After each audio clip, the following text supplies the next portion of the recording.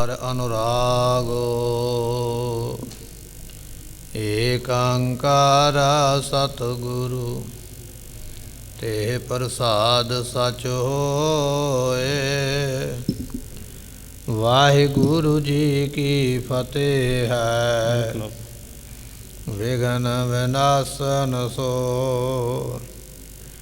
श्री वाहिगुरु जी की फतेह है, विघ्न विनाशन सोए। सो बच पूरन कीजै अवै, जिसते बिदत होए जग सवै। वाहिगुरु जी का खालसा, वाहिगुरु जी की फतेह। परम सन्मानयोग सतगुरां दी साजी नवाजी गुरु की संगत। आप संगतां ने गुरबानी दे रस भिन्ने कीर्तन शब्द सरवण कीते। गुरु तेग बहादुर महाराज जियां दा इतिहास आपां सरवण कर रहे हाँ। पिछले दीवान दे अंदर सरवण कीता है, गुरु तेग बहादुर पातशाह महाराज जियां ने गुरु ग्रंथ साहिब दा स्वरूप ब्यास दरिया दे विच रखवा दिता। ਉਹਦਾ ਕਾਰਨ ਇਹ ਸੀ ਕਿ ਸਤਿਗੁਰੂ ਜੀ ਇਸ ਸਰੂਪ ਨੂੰ ਨਾਲ ਲੈ ਕੇ ਨਹੀਂ ਸਨ ਜਾਣਾ ਚਾਹੁੰਦੇ ਵੀ ਇਹ ਧੀਰਮਲ ਦੀ ਅਮਾਨਤ ਹੈ, ਤੇ ਜੋ ਸਿੱਖ ਨੇ ਉਹ ਸਰੂਪ ਧੀਰਮਲ ਨੂੰ ਦੇਣਾ ਨਹੀਂ ਚਾਹੁੰਦੇ। ਤੇ ਸਤਿਗੁਰਾਂ ਨੇ ਉਹ ਜਿਹੜਾ ਸਰੂਪ ਹੈ ਗੁਰੂ ਗ੍ਰੰਥ ਸਾਹਿਬ ਦਾ ਬਿਆਸ ਦਰਿਆ ਦੇ ਪਾਣੀ ਵਿੱਚ ਰਖਵਾ ਕੇ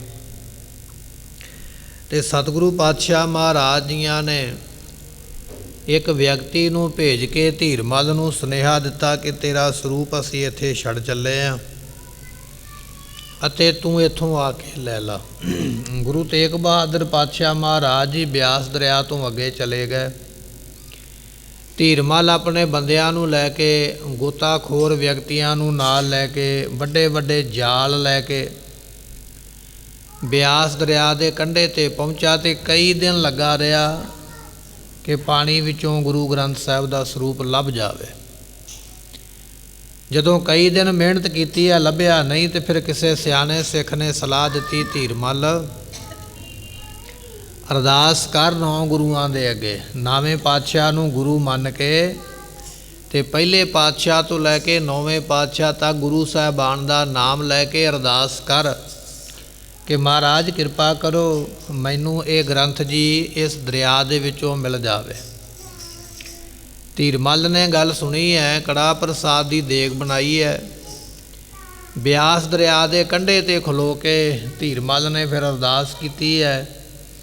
ਗੁਰੂ ਨਾਨਕ ਸਾਹਿਬ ਜੀ ਦਾ ਨਾਮ ਲਿਆ, ਗੁਰੂ ਅੰਗਦ ਸਾਹਿਬ ਜੀ ਦਾ ਨਾਮ ਲਿਆ। ਨਾਮ ਲੈਂਦਿਆਂ ਲੈਂਦਿਆਂ ਗੁਰੂ ਤੇਗ ਬਹਾਦਰ ਪਾਤਸ਼ਾਹ ਦਾ ਨਾਮ ਲੈ ਕੇ ਅਰਦਾਸ ਕਰਕੇ ਆਖਦਾ, ਮਹਾਰਾਜ ਮੈਂ ਤੁਹਾਡਾ ਬਚਨ ਮੰਨ ਕੇ ਇੱਥੇ ਆਇਆ ਹਾਂ ਤੇ ਮੈਨੂੰ ਸਰੂਪ ਲੱਭ ਪਵੇ। ਇਹ ਆਪਾਂ ਪਿੱਛੇ ਦੀਵਾਨ ਵਿੱਚ ਪ੍ਰਸੰਗ ਇਤਿਹਾਸ ਸਰਵਣ ਕੀਤਾ। ਅੱਜ ਆਪਾਂ ਇਹ ਸਰਵਣ ਕਰਾਂਗੇ ਵੀ ਧੀਰਮਲ ਨੂੰ ਇਹ ਸਰੂਪ ਕਿਵੇਂ ਮਿਲਦਾ ਹੈ ਜੋ ਗੁਰੂ ਅਰਜਨ ਸਾਹਿਬ ਨੇ ਲਿਖਵਾਇਆ ਸੀਗਾ। ਆਓ ਭਾਵਨਾ ਨਾਲ ਸਰਵਣ ਕਰੀਏ, ਮਿਲ ਕੇ ਆਖੀਏ ਸਤਨਾਮ ਸ੍ਰੀ ਵਾਹਿਗੁਰੂ ਸਾਹਿਬ ਜੀ। ਨਮੋ ਕਰਤ ਇੰਬਾਕ ਉਚਾਰੇ। ਤੇ ਕਹਿਣ ਲੱਗੇ ਵੀ ਧੀਰਮਲ ਨੇ ਜਦੋਂ ਅਰਦਾਸ ਕੀਤੀ ਨਾ ਗੁਰੂ ਤੇਗ ਬਹਾਦਰ ਪਾਤਸ਼ਾਹ ਦਾ ਨਾਮ ਲੈ ਕੇ, ਤੇ ਫਿਰ ਆਪਣਾ ਸਿਰ ਝੁਕਾ ਕੇ ਨਮਸਕਾਰ ਕੀਤੀ, ਮੱਥਾ ਟੇਕਿਆ ਧਰਤੀ ਨੂੰ ਸਿਰ ਲਾ ਕੇ, ਅਤੇ ਇਸ ਤਰ੍ਹਾਂ ਫਿਰ ਅਰਦਾਸ ਕੀਤੀ ਹੈ। ਬੰਧਨ ਕਰਤ ਭਏ ਸਿੱਖ ਸਾਰੇ। ਜਦੋਂ ਧੀਰਮਲ ਨੇ ਮੱਥਾ ਟੇਕਿਆ ਨਾ ਅਰਦਾਸ ਕਰਕੇ, ਤੇ ਜਿੰਨੇ ਇਹਦੇ ਨਾਲ ਇਹਦੇ ਸੇਵਕ ਸਨ, ਸੰਗਤਾਂ ਸਨ, ਇਹਦੇ ਮਨੁੱਖ, ਇਹਦੇ ਚੇਲੇ ਜਿੰਨੇ ਸਨ, ਸਾਰਿਆਂ ਨੇ ਧੀਰਮਲ ਵੱਲ ਵੇਖ ਕੇ ਇਹਨਾਂ ਨੇ ਵੀ ਮੱਥਾ ਟੇਕਿਆ ਹੈ। ਹੁਣ ਪ੍ਰਭ ਛਾਏ ਨਰ ਬੀਚ ਨੀਰ। ਤੇ ਮੱਥਾ ਟੇਕਣ ਤੋਂ ਮਗਰੋਂ ਹੁਣ ਧੀਰਮਲ ਨੇ ਇੱਕ ਵਿਅਕਤੀ ਨੂੰ ਆਖਿਆ, ਕਹਿਣ ਲੱਗਾ ਲਓ ਭਾਈ ਹੁਣ ਆਪਾਂ ਅਰਦਾਸ ਕਰਤੀ ਹੈ ਸਤਿਗੁਰਾਂ ਦੇ ਚਰਨਾਂ ਵਿੱਚ। ਪਹਿਲਾਂ ਭਾਵੇਂ ਆਪਾਂ ਨੂੰ ਕਈ ਦਿਨ ਲੱਗੇ ਨੇ, ਆਪਾਂ ਨੂੰ ਕਾਮਯਾਬੀ ਨਹੀਂ ਮਿਲੀ, ਪਰ ਆਪਾਂ ਪਹਿਲਾਂ ਅਰਦਾਸ ਵੀ ਨਹੀਂ ਕੀਤੀ ਹੈ। ਅਰਦਾਸ ਅੱਜ ਕੀਤੀ ਹੈ। ਹੁਣ ਪਾਣੀ ਵਿੱਚ ਉਤਰੋ, ਬਿਆਸ ਦਰਿਆ ਦੇ ਵਿੱਚ ਹੁਣ ਉਤਰੋ ਪਾਣੀ ਦੇ ਵਿੱਚ, ਇੱਥੋਂ ਹੁਣ ਤੁਹਾਨੂੰ ਗੁਰੂ ਗ੍ਰੰਥ ਸਾਹਿਬ ਦਾ ਸਰੂਪ ਮਿਲੇਗਾ।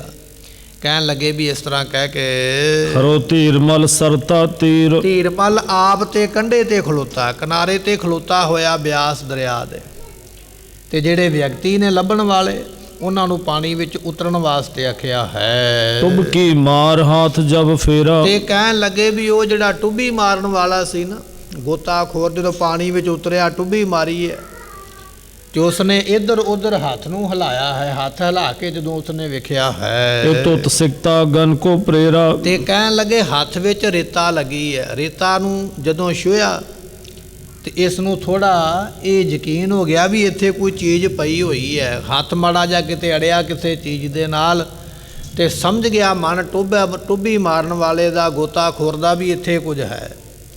ਭਾਵੇਂ ਕਿ ਕਈ ਦਿਨ ਪਹਿਲਾਂ ਲੱਗੇ ਰਹਿ, ਲੱਭਦੇ ਰਹਿ, ਪਹਿਲਾਂ ਤੇ ਕੁਝ ਨਹੀਂ ਮਿਲਿਆ, ਪਰ ਅੱਜ ਕਹਿਣ ਲੱਗੇ ਵੀ ਜਦੋਂ ਰੇਤਾ ਨੂੰ ਪਾਸੇ ਹਟਾਇਆ ਹੈ, ਤਬ ਹੈ ਪੰਘੂੜੇ ਕੋ ਪੜ ਤੇ ਪਾਵਾਂ, ਕਹਿਣ ਲੱਗੇ ਵੀ ਜਦੋਂ ਰੇਤਾ ਨੂੰ ਹਟਾਉਣ ਲੱਗਾ ਨਾ ਹੱਥ ਦੇ ਨਾਲ, ਉਹ ਟੁੱਬੀ ਮਾਰਨ ਵਾਲਾ, ਤੇ ਉਹਦਾ ਹੱਥ ਮਹਾਰਾਜ ਦੇ ਪੀੜੇ ਨੂੰ ਲੱਗ ਗਿਆ। ਜਿਸ ਪੀੜੇ ਦੇ ਉੱਪਰ ਗੁਰੂ ਗ੍ਰੰਥ ਸਾਹਿਬ ਦਾ ਸਰੂਪ ਬਿਰਾਜਮਾਨ ਸੀ, ਉਸ ਪੀੜੇ ਨੂੰ ਜਾ ਕੇ ਉਸ ਗੋਤਾਖੋਰ ਦਾ ਹੱਥ ਲੱਗਾ ਹੈ। ਲੱਗਿਓ ਹਾਥ ਜਾਣਿਓ ਤਬ ਪਾਵਾ, ਜਦੋਂ ਉਹਦਾ ਹੱਥ ਲੱਗਾ ਤੇ ਉਹਨੂੰ ਸਮਝ ਆ ਗਈ ਵੀ ਇੱਥੇ ਪਾਵਾ ਹੈ, ਇਹ ਪੀੜੇ ਦਾ ਪਾਵਾ ਹੈ। ਜਦੋਂ ਪੀੜੇ ਦੇ ਪਾਵੇ ਨੂੰ ਟੋਇਆ, ਉਸਨੇ ਛੋਇਆ ਤੇ ਸਮਝ ਆ ਗਈ ਹੈ। ਨਿਕਸਿਓ ਜਲ ਤੇ ਬਹਿਰ ਬਤਾਇਓ, ਤੇ ਉਸ ਵੇਲੇ ਉਹ ਪਾਣੀ ਵਿੱਚੋਂ ਗੋਤਾਖੋਰ ਬਾਹਰ ਆਇਆ ਤੇ ਉਸਨੇ ਆ ਕੇ ਦੱਸਿਆ, ਕਹਿਣ ਲੱਗਾ ਵੀ ਮੈਨੂੰ ਪਾਵਾ ਲੱਭ ਗਿਆ। ਜਿਸ ਦੇ ਉੱਪਰ ਗੁਰੂ ਗ੍ਰੰਥ ਸਾਹਿਬ ਦਾ ਸਰੂਪ ਹੈ, ਉਸ ਪੀੜੇ ਦਾ ਪਾਵਾ ਮੈਨੂੰ ਮਿਲਿਆ ਹੈ। ਚਿੰਤਾ ਤਜੋ ਗ੍ਰੰਥ ਜੀ ਪਾਇਓ, ਇਸ ਕਰਕੇ ਕਹਿਣ ਲੱਗਾ ਚਿੰਤਾ ਛੱਡ ਦਿਓ, ਜਿੰਨੇ ਬਾਹਰ ਬੈਠੇ ਹੋ ਫਿਕਰ ਨਾ ਕਰੋ, ਆਪਾਂ ਨੂੰ ਲੱਭ ਗਿਆ ਗੁਰੂ ਗ੍ਰੰਥ ਸਾਹਿਬ ਦਾ ਸਰੂਪ। ਇਸ ਤਰ੍ਹਾਂ ਕਹਿਣ ਲੱਗੇ ਵੀ ਉਸ ਗੋਤਾਖੋਰ ਨੇ ਆਖਿਆ ਹੈ, ਉਪਰ ਸਿਕਤਾ ਕੇਤਕ ਪਰਿਓ, ਪਰ ਕੁਝ ਉੱਪਰ ਰੇਤਾ ਪਈ ਹੋਈ ਹੈ ਪੀੜੇ ਦੇ, ਤੇ ਮੈਂ ਕੁਝ ਹਟਾਉਣਾ ਕੀਤੀ ਹੈ। ਜਿਸਨੇ ਸਕਲ ਅਸਾਧਨ ਕਰਿਓ, ਜਿਸ ਨੇ ਸਾਰੇ ਦਾ ਸਾਰਾ ਗੁਰੂ ਗ੍ਰੰਥ ਸਾਹਿਬ ਦਾ ਸਰੂਪ ਤੇ ਪੀੜੇ ਨੂੰ ਰੇਤਾ ਨੇ ਢੱਕਿਆ ਹੋਇਆ ਸੀ, ਉਹ ਰੇਤਾ ਮੈਂ ਕੁਝ ਹਟਾ ਦਿੱਤੀ ਹੈ। ਸੁਨ ਹਰਖੇ ਦੀਰਘ ਤਿਸ ਕਾਲ, ਜਦੋਂ ਇਹ ਗੱਲ ਉਹ ਪਾਣੀ ਵਿੱਚੋਂ ਬਾਹਰ ਆ ਕੇ ਵਿਅਕਤੀ ਨੇ ਦੱਸੀ, ਤੇ ਸਾਰੇ ਜਿੰਨੇ ਬਾਹਰ ਖਲੋਤੇ ਸਨ ਬੜੇ ਖੁਸ਼ ਹੋਏ। ਕਿੰਨੇ ਦਿਨ ਹੋ ਗਏ ਨੇ ਇੱਥੇ ਆਉਂਦਿਆਂ ਨੂੰ, ਕਿੰਨੇ ਦਿਨ ਹੋ ਗਏ ਨੇ ਟੁੱਬੀਆਂ ਮਾਰਦਿਆਂ ਨੂੰ, ਕਿੰਨੇ ਦਿਨ ਹੋ ਗਏ ਲੱਭਦਿਆਂ ਨੂੰ, ਪਰ ਲੱਭਿਆ ਨਹੀਂ। ਅੱਜ ਸਾਨੂੰ ਫਤਿਹ ਹਾਸਲ ਹੋਈ ਹੈ, ਅੱਜ ਸਾਨੂੰ ਦਿਲ ਦੀ ਮੁਰਾਦ ਮਿਲੀ ਹੈ, ਸਾਰੇ ਖੁਸ਼ ਹੋਏ ਹਨ। ਤੈ ਕੋ ਪਹੁੰਚੇ ਮਾਨਵ ਜਾਲ, ਉਸਨੇ ਹੋਰ ਬੰਦੇ ਨਾਲ ਲੈ, ਜਿੱਥੇ ਉਸ ਨੂੰ ਪਾਵਾ ਦਿਸਿਆ ਸੀ ਨਾ, ਛੂਹਿਆ ਪਤਾ ਲੱਗਾ ਵੀ ਇੱਥੇ ਪਾਵਾ ਪੀੜੇ ਦਾ, ਕੁਝ ਬੰਦੇ ਹੋਰ ਨਾਲ ਲੈ ਕੇ ਤੇ ਉੱਥੇ ਫਿਰ ਪਹੁੰਚਾ ਹੈ। ਤੁਬ ਕੀ ਮਾਰਤ ਸਿਕਤਾ ਟਰ, ਇਹ ਸਾਰੇ ਬੰਦੇ ਕੀ ਕਰਦੇ, ਟੁੱਬੀ ਮਾਰਦੇ, ਤੇ ਜਿਹੜੀ ਪੀੜੇ ਦੇ ਉੱਪਰ ਰੇਤਾ ਪਈ ਹੋਈ ਹੈ, ਢੇਰ ਲੱਗਾ ਹੋਇਆ, ਆਪਣੇ ਹੱਥਾਂ ਨਾਲ ਰੇਤਾ ਨੂੰ ਪਿੱਛੇ ਹਟਾਉਂਦੇ, ਪਾਣੀ ਵਿੱਚੋਂ ਫਿਰ ਬਾਹਰ ਆ ਜਾਂਦੇ, ਥੋੜਾ ਸਾਹ ਲੈਂਦੇ, ਦਮ ਲੈਂਦੇ, ਤੇ ਫਿਰ ਪਾਣੀ ਵਿੱਚ ਟੁੱਬੀ ਮਾਰਦੇ, ਤੇ ਉਹਦੇ ਤੋਂ ਰੇਤਾ ਪਰੇ ਹਟਾਉਂਦੇ ਹਨ। ਗਹਿ ਪੰਘੂਰਾ ਉਰਦ ਉਠਾਰ, ਤੇ ਕਹਿਣ ਲੱਗੇ ਵੀ ਫਿਰ ਇਹਨਾਂ ਦਾ ਹੱਥ ਪੀੜੇ ਨੂੰ ਪੈ ਗਿਆ, ਰੇਤਾ ਉਤੋਂ ਪਰੇ ਹੋ ਗਈ, ਤੇ 5-7 ਵਿਅਕਤੀਆਂ ਨੇ ਪੀੜੇ ਨੂੰ ਪਾ ਕੇ ਹੱਥ ਤੇ ਉੱਪਰ ਨੂੰ ਚੁੱਕਿਆ ਹੈ। ਮਾਨਵ ਚਾਰ ਲਗੇ ਚੌ ਉਰੇ, 4 ਮਨੁੱਖ ਨੇ, 4 ਛਫੇਰਿਓ ਇਹਨਾਂ ਨੇ ਇੱਕ ਇੱਕ ਪਾਵਾ ਫੜ ਲਿਆ। 4 ਪਾਵਿਆਂ ਨੂੰ ਫੜ ਕੇ 4 ਵਿਅਕਤੀਆਂ ਨੇ ਜਿਸ ਵੇਲੇ ਜ਼ੋਰ ਲਾਇਆ ਹੈ। ਗਹਿ ਕਰ ਮੈਂ ਕੀਨਸ ਵੱਡ ਤੇ ਜੋਰੇ, ਕਹਿਣ ਲੱਗੇ ਵੀ ਬੜਾ ਜ਼ੋਰ ਲਾ ਕੇ ਉਹ ਰੇਤਾ ਵਿੱਚ ਧੱਸਿਆ ਹੋਇਆ ਸੀ, ਦੱਬਿਆ ਹੋਇਆ ਸੀ, ਤੇ ਬੜੇ ਜ਼ੋਰ ਦੇ ਨਾਲ ਉਹਦੇ ਵਿੱਚੋਂ ਪਟਿਆ ਹੈ। ਉੱਪਰ ਕੋ ਨਿਕਾਸ ਲੈ ਆਏ, ਤੇ ਕਹਿਣ ਲੱਗੇ ਵੀ ਇਸ ਤਰ੍ਹਾਂ ਪਾਣੀ ਵਿੱਚੋਂ ਕੱਢ ਕੇ ਗੁਰੂ ਗ੍ਰੰਥ ਸਾਹਿਬ ਦਾ ਸਰੂਪ ਬਾਹਰ ਲੈ ਆਏ ਹਨ। ਦੇਖਤ ਭਏ ਮੁਦਤ ਸਮੁਦਾਇ, ਦੇਖਤ ਭਏ ਮੁਦਤ ਸਮੁਦਾਇ, ਜਿਨ੍ਹਾਂ ਨੇ ਦੇਖਿਆ ਉਹ ਬੜੇ ਖੁਸ਼ ਹੋਏ। ਇੱਕ ਤੇ ਮਿਹਨਤ ਨੂੰ ਫਲ ਲੱਗਾ, ਇੱਕ ਗੁਰੂ ਅਰਜਨ ਦੇਵ ਮਹਾਰਾਜ ਜੀਆਂ ਦੀ ਹੱਥ ਲਿਖਤ ਪ੍ਰਾਪਤ ਹੋਈ ਹੈ। ਇਹ ਸਰੂਪ ਉਹ ਸੀ ਜਿਹੜਾ ਗੁਰੂ ਅਰਜਨ ਸਾਹਿਬ ਨੇ ਲਿਖਵਾਇਆ ਸੀ ਭਾਈ ਗੁਰਦਾਸ ਜੀਆਂ ਤੋਂ, ਤੇ ਇਹ ਸਰੂਪ ਸੀ ਗੁਰੂ ਹਰਗੋਬਿੰਦ ਪਾਤਸ਼ਾਹ ਦੇ ਕੋਲ। ਗੁਰੂ ਹਰਗੋਬਿੰਦ ਪਾਤਸ਼ਾਹ ਤੋਂ ਉਹਨਾਂ ਦੇ ਪੋਤਰੇ ਧੀਰਮਲ ਨੇ ਆਪਣੇ ਕੋਲ ਰੱਖ ਲਿਆ, ਤੇ ਧੀਰਮਲ ਦੇ ਡੇਰਿਓਂ ਜਦੋਂ ਸਮਾਨ ਚੁੱਕ ਕੇ ਲਿਆਂਦਾ ਸੀ ਮੱਖਣ ਸ਼ਾਹ ਨੇ, ਉਦੋਂ ਗੁਰੂ ਗ੍ਰੰਥ ਸਾਹਿਬ ਦਾ ਸਰੂਪ ਲੈ ਕੇ ਤੇ ਗੁਰੂ ਤੇਗ ਬਹਾਦਰ ਪਾਤਸ਼ਾਹ ਦੇ ਘਰ ਲੈ ਆਂਦਾ। ਤੇ ਗੁਰੂ ਤੇਗ ਬਹਾਦਰ ਪਾਤਸ਼ਾਹ ਨੂੰ ਪਤਾ ਲੱਗਾ, ਮਹਾਰਾਜ ਕਹਿੰਦੇ ਨਹੀਂ, ਆਪਾਂ ਧੀਰਮਲ ਦੀ ਵਸਤੂ ਰੱਖਣੀ ਨਹੀਂ ਹੈ, ਉਹਨੂੰ ਵਾਪਸ ਮੋੜ ਦਿਓ। ਪਰ ਸੰਗਤਾਂ ਤੇ ਸਿੱਖ ਨਹੀਂ ਮੰਨੇ, ਤੇ ਸਤਿਗੁਰਾਂ ਨੇ ਫਿਰ ਉਹ ਗੁਰੂ ਗ੍ਰੰਥ ਸਾਹਿਬ ਦਾ ਸਰੂਪ ਜਿਹੜਾ ਗੁਰੂ ਅਰਜਨ ਸਾਹਿਬ ਨੇ ਲਿਖਵਾਇਆ ਸੀ, ਕਹਿਣ ਲੱਗੇ ਬਿਆਸ ਦਰਿਆ ਦੇ ਪਾਣੀ ਵਿੱਚ ਰੱਖ ਦਿਓ, ਇੱਥੇ ਸਾਂਭਿਆ ਰਹੇਗਾ। ਨਾਲ ਹੀ ਮਹਾਰਾਜ ਨੇ ਹੁਕਮ ਲਾਇਆ ਦਰਿਆ ਨੂੰ, ਅਸੀਂ ਚੱਲੇ ਆਂ, ਸਾਡਾ ਇਹ ਖਜ਼ਾਨਾ ਸਾਂਭ ਕੇ ਰੱਖੀ, ਧੀਰਮਲ ਆਵੇਗਾ ਤੇ ਤੇਰੇ ਤੋਂ ਲੈ ਜਾਏਗਾ। ਇੰਨੀ ਗੱਲ ਕਹਿ ਕੇ ਮਹਾਰਾਜ ਚਲੇ ਗਏ। ਹੁਣ ਧੀਰਮਲ ਆਪਣੇ ਬੰਦਿਆਂ ਦੇ ਨਾਲ ਆਇਆ, ਇਸਨੇ ਅਰਦਾਸ ਕੀਤੀ ਹੈ ਉਹੀ ਸਰੂਪ ਪਾਣੀ ਦੇ ਵਿੱਚੋਂ ਇਹਨਾਂ ਨੂੰ ਪ੍ਰਾਪਤ ਹੋਇਆ ਹੈ। ਆਨ ਤੀਰ ਪਰ ਜਬੈ ਟਿਕਾਵਾ। ਤੇ ਜਦੋਂ ਇਹਨਾਂ ਨੇ ਲਿਆ ਕੇ ਕੰਢੇ ਤੇ ਬਾਹਰ ਸੁੱਕੀ ਥਾਂ ਦੇ ਉੱਪਰ ਉਸ ਪੀੜੇ ਨੂੰ ਰੱਖਿਆ ਜਿਹਦੇ ਉੱਪਰ ਸਰੂਪ ਮਹਾਰਾਜ ਦਾ ਹੈ, ਸਭਨ ਪਹੁੰਚਤਾ ਸੀਸ ਨਿਵਾਵਾ। ਤੇ ਸਾਰੀਆਂ ਸੰਗਤਾਂ ਦੇ ਮਨ ਵਿੱਚ ਬੜਾ ਅਦਬ ਹੈ, ਬੜਾ ਸਤਿਕਾਰ ਹੈ ਗੁਰੂ ਗ੍ਰੰਥ ਸਾਹਿਬ ਜੀਆਂ ਦਾ। ਭਾਵੇਂ ਕਿ ਗੁਰੂ ਪਦਵੀ ਉਦੋਂ ਮਿਲੀ ਨਹੀਂ ਹੈ, ਪਰ ਫਿਰ ਵੀ ਸੰਗਤਾਂ ਸਤਿਕਾਰ ਕਰਦੀਆਂ, ਸਾਰਿਆਂ ਨੇ ਮੱਥਾ ਟੇਕਿਆ ਹੈ। ਨਿਚਰਤ ਨੀਰ ਧੀਰ ਮਲ ਹੇਰ। ਕਵੀ ਸੰਤੋਖ ਸਿੰਘ ਜੀ ਕਹਿੰਦੇ ਵੀ ਜਿੰਨੇ ਰੁਮਾਲੇ ਉੱਤੇ ਦਿੱਤੇ ਸਨ ਨਾ ਗੁਰੂ ਗ੍ਰੰਥ ਸਾਹਿਬ ਦੇ ਸਰੂਪ ਦੇ, ਸਾਰਿਆਂ ਦੇ ਵਿੱਚੋਂ ਪਾਣੀ ਨੁਚੜਦਾ ਪਿਆ, ਪਾਣੀ ਦੀਆਂ ਬੂੰਦਾਂ ਜਿਹੜੀਆਂ ਨੇ ਡਿੱਗਦੀਆਂ ਪਈਆਂ, ਪਾਣੀ ਦੇ ਨਾਲ ਸਾਰੇ ਰੁਮਾਲੇ ਸਾਰੇ ਕੱਪੜੇ ਭਿੱਜੇ ਹੋਏ ਹਨ। ਆਤਨ ਸਿਕਤਾ ਪ੍ਰੇਰਤ ਗੇਰਤ। ਤੇ ਕਹਿਣ ਲੱਗੇ ਵੀ ਇਸ ਤਰ੍ਹਾਂ ਇਹ ਜਿਹੜੇ ਲੋਕ ਨੇ ਆਪਣੇ ਹੱਥਾਂ ਦੇ ਨਾਲ ਰੇਤਾ ਜਿੰਨੀ ਕੁ ਉੱਪਰ ਪਈ ਹੋਈ ਹੈ ਹੁਣ ਬਾਹਰ ਆ ਕੇ ਚੰਗੀ ਤਰ੍ਹਾਂ ਦਿਸੀ ਹੈ ਤੇ ਸਾਰੇ ਰੇਤਾ ਨੂੰ ਪਾਸੇ ਹਟਾਉਂਦੇ ਹਨ। ਉੱਪਰ ਤਿਸਕੇ ਪੰਜ ਰੁਮਾਲ। ਤੇ ਕਹਿਣ ਲੱਗੇ ਵੀ ਉਹਦੇ ਉੱਪਰ ਬੜੇ ਸੋਹਣੇ 5 ਰੁਮਾਲੇ ਸੋ ਪਾਏ ਹੋਏ ਨੇ ਗੁਰੂ ਗ੍ਰੰਥ ਸਾਹਿਬ ਦੇ ਸਰੂਪ ਦੇ ਉੱਪਰ। 5 ਰੁਮਾਲੇ ਗੁਰੂ ਤੇਗ ਬਹਾਦਰ ਪਾਤਸ਼ਾਹ ਦੇ ਸਿੱਖਾਂ ਨੇ ਪਾਏ ਸਨ ਜਦੋਂ ਪਾਣੀ ਵਿੱਚ ਬਿਰਾਜਮਾਨ ਕੀਤਾ ਹੈ। ਦੋਏ ਰੇਸ਼ਮੀ ਸੁੰਦਰ ਤੇ ਲਾਲ। 2 ਬੜੇ ਸੋਹਣੇ ਲਾਲ ਰੰਗ ਦੇ ਕੱਪੜੇ ਰੇਸ਼ਮ ਦੇ ਬਣੇ ਹੋਏ। ਉਹਨਾਂ ਸਮਿਆਂ ਵਿੱਚ ਰੇਸ਼ਮ ਦਾ ਕੱਪੜਾ ਬੜਾ ਕੀਮਤੀ, ਬੜੇ ਮਹਿੰਗੇ ਮੁੱਲ ਵਾਲਾ ਹੈ। ਸੋਹਣੇ 2 ਦਿਸ਼ਾਲੇ ਜਿਨ੍ਹਾਂ ਦਾ ਰੰਗ ਲਾਲ ਹੈ ਅਤੇ ਰੇਸ਼ਮ ਦੇ ਬਣੇ ਹੋਏ ਸੋਹਣੇ 2 ਦਿਸ਼ਾਲੇ ਉੱਪਰ ਸਰੂਪ ਦੇ ਪਾਏ ਹੋਏ ਸਨ। ਤੀਨ ਰੁਮਾਲ ਤੂਲ ਕੇ ਤੇ ਹੁੱਤੇ। ਕਹਿਣ ਲੱਗੇ ਵੀ 3 ਰੁਮਾਲ ਜਿਹੜੇ ਸਨ ਰੂਈ ਦੇ ਸਨ, 5 ਰੁਮਾਲਿਆਂ ਦੇ ਨਾਲ ਸਰੂਪ ਢਕਿਆ ਸੀਗਾ, 3 ਰੁਮਾਲੇ ਰੂਈ ਦੇ ਬਣੇ, ਕਪਾਹ ਦੇ ਬਣੇ ਹੋਏ, ਤੇ 2 ਰੁਮਾਲੇ ਜਿਹੜੇ ਰੇਸ਼ਮ ਦੇ ਬਣੇ ਹੋਏ ਹਨ। ਖੋਲਨ ਕਰੇ ਆਪ ਕਰ ਦਿੱਤੇ। ਤੇ ਕਹਿਣ ਲੱਗੇ ਵੀ ਧੀਰਮਲ ਨੇ ਆਪ ਅੱਗੇ ਹੋ ਕੇ ਜਦੋਂ ਵੇਖਿਆ ਨਾ ਵੀ ਸਰੂਪ ਨਿਕਲ ਆਇਆ, ਵੱਡਿਆਂ ਦੀ ਦਾਤ ਹੈ, ਆਪ ਰੁਮਾਲੇ ਚੁੱਕਣ ਲੱਗਾ ਧੀਰਮਲ ਉਹਦੇ ਉੱਪਰੋਂ ਵੇਖਣ ਵਾਸਤੇ। ਨਿਕਸਿਓ ਗ੍ਰੰਥ ਬਿਲੋਕਿਓ ਤਵੈ। ਜਦੋਂ ਗੁਰੂ ਗ੍ਰੰਥ ਸਾਹਿਬ ਦਾ ਸਰੂਪ ਪ੍ਰਗਟ ਹੋਇਆ ਨਾ, ਉਹਨਾਂ ਰੁਮਾਲਿਆਂ ਵਿੱਚੋਂ ਰੁਮਾਲੇ ਚੁੱਕ ਕੇ ਪਰੇ ਕੀਤੇ ਤੇ ਕਹਿਣ ਲੱਗੇ ਗੁਰੂ ਗ੍ਰੰਥ ਸਾਹਿਬ ਦਾ ਸਰੂਪ ਵੇਖ ਕੇ ਉੱਪਰ ਜਲ ਸੋ ਭੀਜਿਓ ਤਵੈ। ਤੇ ਕਹਿਣ ਲੱਗੇ ਉੱਪਰੋਂ ਬਾਰੀ ਜਿਹੜੀ ਜਿਲਤ ਹੈ ਜਾਂ ਜਿਹੜੇ ਬਾਰੀ ਕੱਪੜੇ ਉਹ ਪਾਣੀ ਨਾਲ ਭਿੱਜੇ ਹੋਏ ਹਨ। ਸ਼ੁਸ਼ਕ ਬਸਤਰ ਤਬ ਤਰੇ ਤੇ ਵਿਛਾਏ। ਕਹਿਣ ਲੱਗੇ ਬੜੇ ਸੋਹਣੇ ਸੁੱਕੇ ਬਸਤਰ ਮਹਾਰਾਜ ਦੇ ਵਿਛਾਉਣੇ ਵਾਸਤੇ ਦੁਬਾਰਾ ਫਿਰ ਸੁੱਕੇ ਬਸਤਰ ਵਿਛਾਏ ਹਨ। ਆਤ ਪਨੀਕੀ ਰੀਤ ਲਗਾਏ। ਤੇ ਕਹਿਣ ਲੱਗੇ ਵੀ ਚੰਗੀ ਤਰੀਕੇ ਨਾਲ ਧੁੱਪ ਵੀ ਲਵਾਈ ਹੈ ਬਾਹਰ ਕੱਢ ਕੇ। ਉਸ ਵੇਲੇ ਖੋਲ ਬਿਲੋਕਿਓ ਸਭ ਸਮਾਏ। ਜਦੋਂ ਗੁਰੂ ਗ੍ਰੰਥ ਸਾਹਿਬ ਦਾ ਕੀਤਾ ਨਾ ਪ੍ਰਕਾਸ਼, ਧੀਰਮਲ ਕਹਿੰਦਾ ਵੀ ਖੋਲੋ ਗ੍ਰੰਥ ਜੀਆਂ ਨੂੰ ਵੇਖੀਏ। ਹੁਣ ਬਾਹਰਲੇ ਰੁਮਾਲੇ ਤੇ ਭਿੱਜੇ ਹੋਏ ਸਨ ਪਾਣੀ ਦੇ ਨਾਲ, ਪਾਣੀ ਨੁਚੜਦਾ ਪਿਆ, ਵਿੱਚੋਂ ਡਿੱਗਦਾ ਪਿਆ, ਚੁੰਦਾ ਪਿਆ ਪਾਣੀ। ਪਰ ਜਦੋਂ ਧੁੱਪ ਦੇ ਵਿੱਚ ਰੱਖ ਕੇ ਸੁੱਕੇ ਪੀੜੇ ਦੇ ਉੱਪਰ ਸੁੱਕੇ ਬਸਤਰ, ਸਾਫ਼ ਬਸਤਰ ਵਿਛਾ ਕੇ ਜਦੋਂ ਪ੍ਰਕਾਸ਼ ਕੀਤਾ, ਸਾਰੇ ਵੇਖ ਕੇ ਹੈਰਾਨ ਹੋ ਗਏ ਹਨ। ਉੱਪਰ ਤੇ ਭੀਗਿਓ ਸਭ ਥਾਂ। ਕਹਿਣ ਲੱਗੇ ਵੀ ਉੱਪਰੋਂ ਤੇ ਸਭ ਕੁਝ ਭਿੱਜਿਆ ਹੋਇਆ, ਜਿਲਤ ਵੀ ਭਿੱਜੀ ਹੋਈ ਹੈ ਤੇ ਬਾਕੀ ਰੁਮਾਲੇ ਵੀ ਭਿੱਜੇ ਹੋਏ ਹਨ। ਜਹ ਲਗ ਅੱਖਰ ਹੈ ਵਿੱਚ ਲਿਖੇ। ਪਰ ਜਿੱਥੋਂ ਅੱਖਰ ਲਿਖਣੇ ਸ਼ੁਰੂ ਕੀਤੇ ਸਨ ਗੁਰੂ ਅਰਜਨ ਦੇਵ ਮਹਾਰਾਜ ਜੀਆਂ ਨੇ, ਜਿੱਥੋਂ ਲਿਖਿਆ ਸੀ ਇੱਕ ਓੰਕਾਰ ਸਤਨਾਮ ਕਰਤਾ ਪੁਰਖ ਨਿਰਭਉ ਨਿਰਵੈਰ, ਜਿੱਥੋਂ ਜਾ ਕੇ ਜਪਜੀ ਸਾਹਿਬ ਦੀ ਬਾਣੀ ਸ਼ੁਰੂ ਹੁੰਦੀ ਹੈ ਨਾ, ਉਹਨਾਂ ਅੱਖਰਾਂ ਦੇ ਕੋਲ ਪਹੁੰਚ ਕੇ ਪਹੁੰਚੋ ਨੀਰ ਨਾ ਤਿਨ ਕੇ ਵਿਖੇ। ਉੱਥੋਂ ਤੱਕ ਭਾਈ ਪਾਣੀ ਨਹੀਂ ਪਹੁੰਚਿਆ। ਗੁਰਮੁਖੋ ਇਹ ਹੈ ਕਲਾ ਗੁਰੂ ਪਾਤਸ਼ਾਹ ਦੀ। ਪਾਣੀ ਦੇ ਵਿੱਚ ਸਰੂਪ ਆਪ ਰਖਵਾ ਕੇ ਗਏ, ਭਾਵੇਂ ਕਿ ਸਿੱਖਾਂ ਨੇ ਉਸ ਵੇਲੇ ਵਿਰੋਧ ਕੀਤਾ ਸੀ, ਮਹਾਰਾਜ ਨਾ ਰੱਖੋ ਆਪਾਂ ਲੈ ਕੇ ਚੱਲੀਏ। ਮਹਾਰਾਜ ਕਹਿੰਦੇ ਨਹੀਂ, ਇਹ ਮਾਨਤ ਉਹਦੀ ਹੈ, ਉਹਨੂੰ ਦੇ ਕੇ ਜਾਵਾਂਗੇ।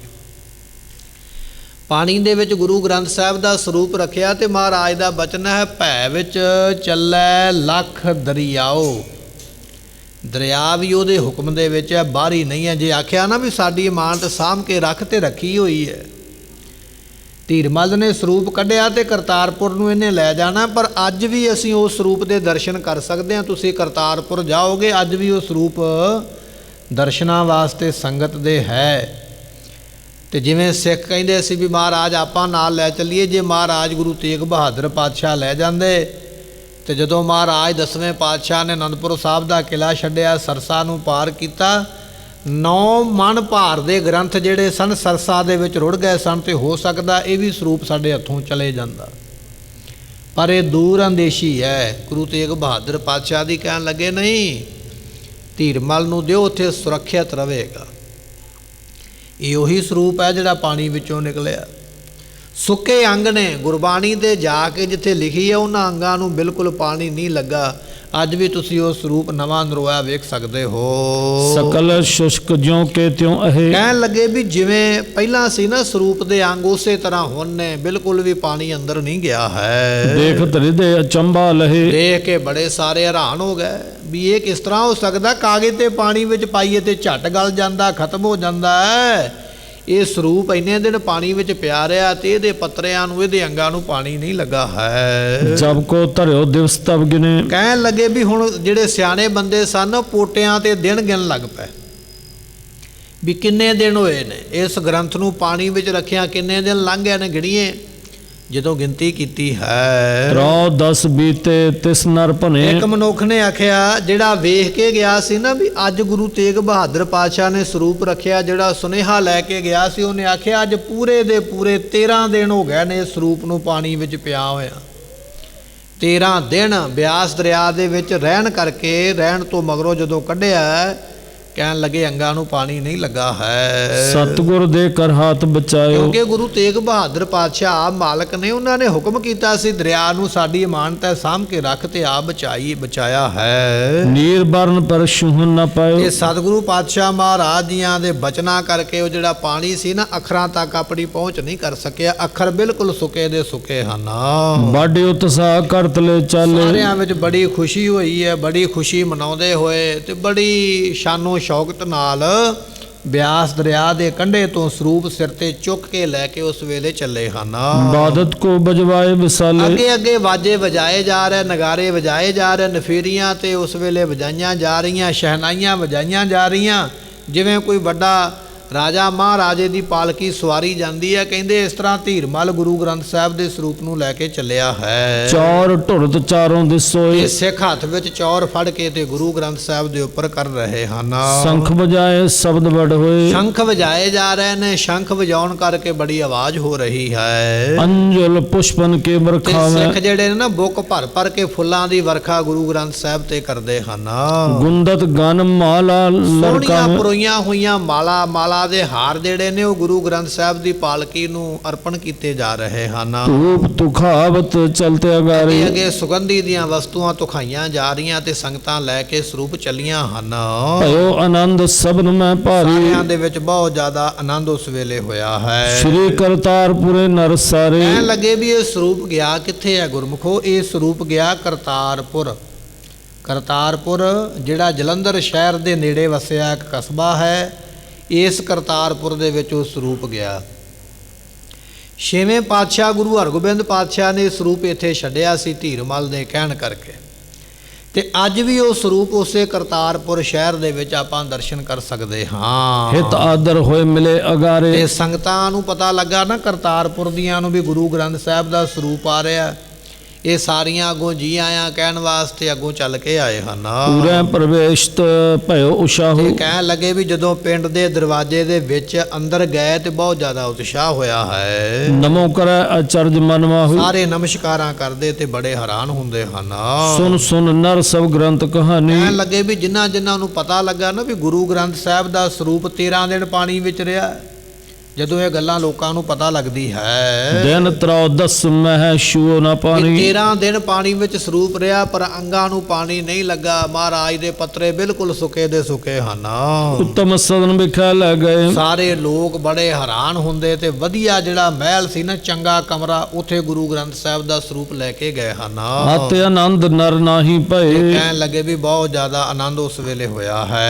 दीप मालिका निशा मझारी। ਕਹਿਣ ਲੱਗੇ ਰਾਤ ਨੂੰ ਦੇਸੀ ਘਿਓ ਦੇ ਦੀਵੇ ਬਾਲ ਕੇ ਆਰਤੀ ਕੀਤੀ ਹੈ। गरी बजारन घर घर बारी। ਸੰਗਤਾਂ ਨੇ ਗਲੀਆਂ ਵਿੱਚ, ਬਾਜ਼ਾਰਾਂ ਵਿੱਚ, ਦਰਵਾਜ਼ਿਆਂ ਦੇ ਸਾਹਮਣੇ ਦੀਵੇ ਬਾਲ ਕੇ ਰੱਖੇ ਹਨ। सुख सो सुबद प्रात बुन चीन। ਕਹਿਣ ਲੱਗੇ ਵੀ ਸੁੱਖਾਂ ਦੇ ਨਾਲ ਰਾਤ ਬਤੀਤ ਕੀਤੀ ਹੈ। सौच स्नान सर्व ने कीन। ਸਾਰਿਆਂ ਨੇ ਸੌਚ ਕਿਰਿਆ ਤੇ ਇਸ਼ਨਾਨ ਕੀਤਾ ਹੈ। बख्शिश धीर मल भो करी। ਧੀਰਮਲ ਨੇ ਵੀ ਉਹਨਾਂ ਲੋਕਾਂ ਨੂੰ ਬਹੁਤੇ ਇਨਾਮ ਦਿੱਤੇ ਜਿਨ੍ਹਾਂ ਨੇ ਸਰੂਪ ਲੱਭਣ ਵਿੱਚ ਮਦਦ ਕੀਤੀ ਹੈ। बस्तर विभूखन धन तिस घरी। ਕਹਿਣ ਲੱਗੇ ਬਹੁਤ ਜ਼ਿਆਦੇ ਗਹਿਣੇ ਤੇ ਬੜਾ ਜ਼ਿਆਦਾ ਧਨ ਉਸ ਵੇਲੇ ਭੇਟ ਕੀਤਾ ਹੈ। कर पंचामृत बहु ਫਿਰ वरतायो। ਕੜਾਹ ਪ੍ਰਸ਼ਾਦ ਬਣਵਾ ਕੇ ਤੇ ਸੰਗਤ ਵਿੱਚ ਵਰਤਾਇਆ ਹੈ। तृप्त होए सब नू नर खायो। ਸਾਰਿਆਂ ਨੇ ਖਾ ਕੇ ਤ੍ਰਿਪਤ ਹੋਣਾ ਕੀਤਾ। ਗੁਰਮੁਖੋ ਅਰਦਾਸ ਦੇ ਵਿੱਚ ਬਹੁਤ ਵੱਡਾ ਬਲ ਹੈ। ਸਿੱਖ ਦੇ ਕੋਲ ਸਭ ਤੋਂ ਵੱਡੀ ਜੇ ਤਾਕਤ ਹੈ ਤੇ ਉਹ ਅਰਦਾਸ ਹੈ।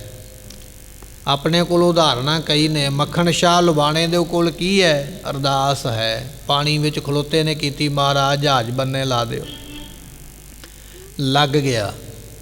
ਧੀਰਮਲ ਨੂੰ ਸਰੂਪ ਨਹੀਂ ਲੱਭਦਾ। 13 ਦਿਨ ਲੱਗਾ ਰਿਹਾ, ਟੁੱਬੀਆਂ ਮਾਰਦਾ ਰਿਹਾ, ਸਾਰੇ ਦਰਿਆ ਨੂੰ ਫੋਲ ਮਾਰਿਆ, ਇੱਧਰੋਂ ਉੱਧਰ ਤੇ ਉੱਧਰੋਂ ਇੱਧਰ, ਪਤਾ ਨਹੀਂ ਕਿੰਨੇ ਬੰਦੇ ਲਾ ਛੱਡੇ, ਲੱਭਿਆ ਨਹੀਂ। ਪਰ ਫਿਰ ਅਰਦਾਸ ਕੀਤੀ ਗੁਰੂ ਪਾਤਸ਼ਾਹ ਦੇ ਚਰਨਾਂ ਵਿੱਚ, ਮਹਾਰਾਜ ਕਿਰਪਾ ਕਰੋ, ਆਪ ਸਹਾਈ ਹੋਵੋ। ਅਰਦਾਸ ਕੀਤੀ ਹੈ ਤਾਂ ਜਾ ਕੇ ਪ੍ਰਾਪਤੀ ਹੋਈ ਹੈ। ਗੁਰੂ ਕਿਹਾ ਸਿੱਖਾ ਤੇਰੇ ਕੋਲ ਬਹੁਤ ਵੱਡੀ ਤਾਕਤ ਹੈ ਅਰਦਾਸ ਦੀ, ਅਰਦਾਸ ਜ਼ਰੂਰ ਕਰਿਆ ਕਰ ਆਪਣੇ ਗੁਰੂ ਦੇ ਚਰਨਾਂ ਵਿੱਚ, ਜਿਹੋ ਜੀ ਆਉਂਦੀ ਹੈ ਫਰਿਆਦ ਜ਼ਰੂਰ ਕਰਿਆ ਕਰ। ਫਰਿਆਦ ਕਰਕੇ ਪ੍ਰਾਪਤੀ ਹੁੰਦੀ ਹੈ, ਅਰਦਾਸ ਕਰਕੇ ਪ੍ਰਾਪਤੀ ਹੁੰਦੀ ਹੈ। ਦੋਏ ਕਰ ਜੋੜ ਕਰੋ ਅਰਦਾਸ, ਤੁਧ ਭਾਵੈ ਤਾਂ ਆਣੈ ਰਾਸ। ਇਹ ਗੁਰਬਾਣੀ ਦੇ ਬਚਨ ਵੀ ਨੇ ਵੀ ਹੱਥ ਜੋੜ ਕੇ ਅਰਦਾਸ ਕਰ। ਬੰਦਨਾ ਹਰ ਬੰਦਨਾ ਗੁਣ ਗਾਵੋ ਗੋਪਾਲ ਰਾਏ। ਬੰਦਨਾ ਤੋਂ ਭਾਵ ਨਮਸਕਾਰ, ਅਰਦਾਸ ਕਰਕੇ ਨਮਸਕਾਰ ਕਰ। ਦਿੱਤੀ ਬਾਂਗ ਨਿਮਾਜ ਕਰ, ਸੁਨ ਸਮਾਨ ਹੁਆ ਜਹਾਨਾ। ਭਾਈ ਗੁਰਦਾਸ ਜੀ ਨੇ ਲਿਖਿਆ ਵੀ ਗੁਰੂ ਨਾਨਕ ਸਾਹਿਬ ਆਪ ਵੀ ਅਰਦਾਸ ਕਰਦੇ ਸਨ। ਜਦੋਂ ਅੰਮ੍ਰਿਤ ਵੇਲਾ ਹੋਇਆ ਨਾ, ਸਤਿਗੁਰੂ ਜਪਜੀ ਸਾਹਿਬ ਦਾ ਪਾਠ ਕਰਦੇ ਪਏ ਤੇ ਇਸ ਸ਼ਹਿਰ ਦੇ ਲੋਕ ਪੱਥਰ ਲੈ ਕੇ ਆ ਗਏ ਵੀ ਇਹ ਕਾਫਰ ਹੈ ਜਿਹੜਾ ਕਹਿੰਦਾ ਵੀ ਲੱਖ ਪਤਾਲ ਤੇ ਲੱਖ ਆਕਾਸ਼ ਨੇ। ਤੇ ਸਤਿਗੁਰੂ ਪਾਤਸ਼ਾਹ ਮਹਾਰਾਜ ਜੀ ਨੇ ਜਪਜੀ ਸਾਹਿਬ ਦਾ ਪਾਠ ਕਰਕੇ ਫਿਰ ਅਰਦਾਸ ਕੀਤੀ। ਤੇ ਜਦੋਂ ਅਰਦਾਸ ਕੀਤੀ ਤੇ ਕਹਿਣ ਲੱਗੇ ਐਸੀ ਹੀ ਕਲਾ ਵਰਤੀ, ਉਹ ਜਿਹੜੇ ਪੱਥਰ ਚੋਕੇ ਲਿਆਏ ਸਨ ਮਾਰਨ ਵਾਸਤੇ, ਇਸ ਤਰ੍ਹਾਂ ਉਹਨਾਂ ਦੇ ਹੱਥ ਉੱਪਰ ਦੇ ਉੱਪਰ ਖੜੇ ਰਹਿ ਗਏ ਜਿਵੇਂ ਪੱਥਰ ਦੇ ਬੁੱਤ ਹੁੰਦੇ ਨੇ, ਜ਼ੋਰ ਲਾਉਂਦੇ ਨੇ, ਹੱਥ ਥੱਲੇ ਨਹੀਂ ਆਉਂਦਾ। ਇਹ ਅਰਦਾਸ ਗੁਰੂ ਨਾਨਕ ਸਾਹਿਬ ਨੇ ਆਪ ਵੀ ਕੀਤੀ ਹੈ। ਇਹ ਅਰਦਾਸ ਮੱਖਣ ਸ਼ਾਹ ਨੇ ਵੀ ਕੀਤੀ ਹੈ। ਇਹ ਅਰਦਾਸ ਧੀਰਮਲ ਨੇ ਵੀ ਕੀਤੀ ਹੈ। ਅਰਦਾਸ ਦੇ ਵਿੱਚ ਤਾਕਤ ਹੈ, ਬਲ ਹੈ। ਤੋਦੇ ਆਗੇ ਅਰਦਾਸ ਹਮਾਰੀ, ਜਿਉ ਪਿੰਡ ਸਭ ਤੇਰਾ, ਕਹੋ ਨਾਨਕ ਸਭ ਤੇਰੀ ਵਡਿਆਈ, ਕੋਈ ਨਾਉ ਨਾ ਜਾਣੈ ਮੇਰਾ। ਤੇ ਅੱਜ ਆਪਾਂ ਜਾਣਦੇ ਹਾਂ ਦਿੱਲੀ ਸ਼ਹਿਰ ਦੇ ਵਿੱਚ ਕਿਸਾਨ ਜਥੇਬੰਦੀਆਂ, ਕਿਸਾਨ ਜਿਹੜੇ ਨੇ ਬੈਠੇ ਹੋਏ ਸੰਘਰਸ਼ ਵਾਸਤੇ। ਤੇ ਸਾਡਾ ਫਰਜ਼ ਬਣਦਾ, ਜੇ ਅਸੀਂ ਉੱਥੇ ਜਾ ਕੇ ਮਦਦ ਨਹੀਂ ਨਾ ਕਰ ਸਕਦੇ, ਉੱਥੇ ਕੋਈ ਸਮੱਗਰੀ ਕੋਈ ਵਸਤੂ ਨਹੀਂ ਨਾ ਭੇਜ ਸਕਦੇ, ਤੇ ਫਿਰ ਅਸੀਂ ਘਰ ਦੇ ਵਿੱਚ ਬੈਠ ਕੇ ਜਪਜੀ ਸਾਹਿਬ ਦਾ ਪਾਠ ਕਰਕੇ ਅਰਦਾਸ ਕਰ ਸਕਦੇ ਹਾਂ, ਚੌਪਈ ਸਾਹਿਬ ਦਾ ਪਾਠ ਕਰਕੇ ਅਰਦਾਸ ਕਰ ਸਕਦੇ ਹਾਂ ਕਿ ਮਹਾਰਾਜ ਜੀ ਉਹਨਾਂ ਨੂੰ ਸਫਲਤਾ ਹੀ ਬਖਸ਼ਿਸ਼ ਕਰੋ। ਉਹ ਆਪਣੇ ਵਾਸਤੇ ਨਹੀਂ ਗਏ, ਉਹ ਕੁੱਲ ਲੁਕਾਈ ਵਾਸਤੇ ਗਏ ਨੇ। ਜਿਹੜੀ ਵਸਤੂ ਅੱਜ ਸਾਨੂੰ ਕੁਝ ਰੁਪਈਆਂ ਦੀ ਕਿਲੋ ਮਿਲ ਜਾਂਦੀ ਹੈ ਨਾ, ਇਹ ਉਹਨਾਂ ਦੀ ਬਦੌਲਤ ਹੈ, ਜਿਨ੍ਹਾਂ ਨੇ ਰਾਤਾਂ ਜਾਗੀਆਂ ਨੇ, ਜਿਨ੍ਹਾਂ ਨੇ ਮਿਹਨਤ ਕੀਤੀ ਹੈ। ਇਹੋ ਹੀ ਵਸਤੂਆਂ ਸਾਨੂੰ ਮੁੜ ਕੇ ਹਜ਼ਾਰਾਂ ਦੇ ਵਿੱਚ ਪ੍ਰਾਪਤ ਹੋਣਗੀਆਂ। ਇਹ ਦੁੱਖ ਇੱਕ ਦਾ ਨਹੀਂ ਹੈ, ਸਾਰਿਆਂ ਦਾ ਦੁੱਖ ਹੈ। ਇਹ ਸਾਨੂੰ ਸਮਝ ਲੈਣਾ ਚਾਹੀਦਾ। ਸੋ ਅਰਦਾਸ ਤੇ ਅਸੀਂ ਕਰ ਸਕਦੇ ਹਾਂ ਵੀ ਉਹ ਕਿਸੇ ਵਾਸਤੇ ਨਹੀਂ, ਹੱਕ ਸੱਚ ਦੀ ਲੜਾਈ ਵਾਸਤੇ ਗਏ ਨੇ, ਸਾਰਿਆਂ ਦੇ ਵਾਸਤੇ ਗਏ ਨੇ, ਹੱਕ ਮੰਗਣ ਵਾਸਤੇ ਗਏ ਨੇ, ਖੋਹਣ ਵਾਸਤੇ ਨਹੀਂ, ਲੁੱਟਣ ਵਾਸਤੇ ਨਹੀਂ, ਬੇਈਮਾਨੀ ਵਾਸਤੇ ਨਹੀਂ ਗਏ। ਤੇ ਅਰਦਾਸ ਦੇ ਵਿੱਚ ਤਾਕਤ ਹੈ। ਜਦੋਂ ਸੰਗਤ ਅਰਦਾਸ ਕਰੇਗੀ ਨਾ ਤੇ ਮਹਾਰਾਜ ਸਫਲਤਾ ਹੀ ਬਖਸ਼ਿਸ਼ ਕਰਨਗੇ। ਇਸ ਕਰਕੇ ਗੁਰੂ ਕਿਹਾ ਸਿੱਖਾ ਅਰਦਾਸ ਕਰਿਆ ਕਰ, ਉਹਨਾਂ ਦੇ ਪ੍ਰਤੀ ਵੀ ਅਰਦਾਸ ਕਰ ਜਿਹੜੇ ਸੰਘਰਸ਼ ਕਰਦੇ ਪਏ। ਕਹਿਣ ਲੱਗੇ ਵੀ ਇਸ ਤਰ੍ਹਾਂ ਕੜਾਹ ਪ੍ਰਸ਼ਾਦ ਦੀ ਦੇਗ ਬਣਵਾ ਕੇ ਧੀਰਮਲ ਨੇ ਸੰਗਤ ਵਿੱਚ ਵਰਤਾਈ ਹੈ ਤੇ ਸੰਗਤ ਵਿੱਚ ਅਰਦਾਸ ਕਰਵਾਈ ਹੈ ਵੀ ਮੈਂ ਅੱਜ ਸਫਲ ਹੋਇਆ, ਮੈਨੂੰ ਸਫਲਤਾ ਹੀ ਮਿਲੀ ਹੈ। ਤੇ ਬਹੁਤਾ ਖੁੱਲਾ ਕੜਾਹ ਪ੍ਰਸ਼ਾਦ ਬਣਾ ਕੇ ਸੰਗਤ ਵਿੱਚ ਵਰਤਾਇਆ ਹੈ। ਅਪਰ ਕਹਾਂ ਲੱਗ ਕਰੋ ਬਖਾਨ, ਮੈਂ ਕਿੱਥੋਂ ਕੁ ਤੱਕ ਦੱਸਾਂ। ਕਵੀ ਸੰਤੋਖ ਸਿੰਘ ਜੀ ਕਹਿੰਦੇ ਮੈਂ ਵਰਣਨ ਨਹੀਂ ਕਰ ਸਕਦਾ। ਹਾਂ, ਦਿਨ ਦਿਨ ਪ੍ਰਤ ਉਤਸ਼ਾਹ ਮਹਾਨ, ਦਿਨਾਂ ਪ੍ਰਤੀ ਦਿਨ ਰੋਜ਼ ਬੜਾ ਉਤਸ਼ਾਹ ਹੋ ਰਿਹਾ, ਬੜੀ ਖੁਸ਼ੀ ਹੋ ਰਹੀ ਹੈ। ਗਰਿਓ ਸੁਪੇਦਾ ਕਾਗਦ ਜੋਏ। ਕਹਿਣ ਲੱਗੇ ਵੀ ਇਸ ਤਰ੍ਹਾਂ ਜਿਹੜਾ ਬਾਹਰਲਾ ਕਾਗਜ਼ ਸੀ ਨਾ, ਜਿੱਤੇ ਹਾਸ਼ੀਆ ਲਿਖਿਆ ਹੁੰਦਾ, ਜਿੱਤੇ ਤਤਕਰਾ ਲਿਖਿਆ ਹੁੰਦਾ, ਜਿਹੜੇ ਗੁਰੂ ਗ੍ਰੰਥ ਸਾਹਿਬ ਦੀ ਬਾਣੀ ਪੜ੍ਹਦੇ ਨੇ ਜਾਂ ਤੁਸੀਂ ਗੁੜਕਾ ਸਾਹਿਬ ਤੋਂ ਨਿਤਨੇਮ ਕਰਦੇ ਹੋ, ਬਾਹਰ ਤਤਕਰਾ ਲਿਖਿਆ ਹੁੰਦਾ, ਉੱਥੇ ਉਹਦਾ ਦੱਸਿਆ ਹੁੰਦਾ ਵੀ ਇੰਨੇ ਅੰਗ ਤੇ ਆਹ ਬਾਣੀ ਹੈ, ਇੰਨੇ ਅੰਗ ਤੇ ਆਹ ਬਾਣੀ ਹੈ।